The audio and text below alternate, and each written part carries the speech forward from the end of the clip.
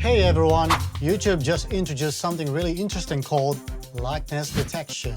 Basically, it's a new AI tool designed to detect videos that use someone else's face or identity without permission, especially in AI generated. The feature works a bit like YouTube's Content ID, which detects copyrighted music or videos, but this time it scans uploaded videos to see if someone else's face or likeness appears in AI-generated content.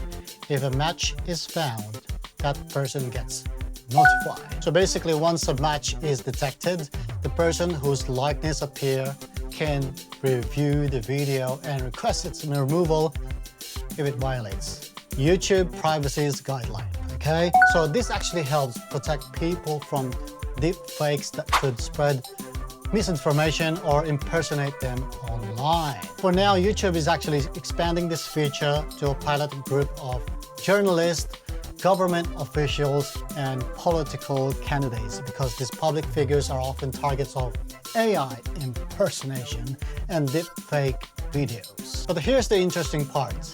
Detection does not actually automatically mean removal.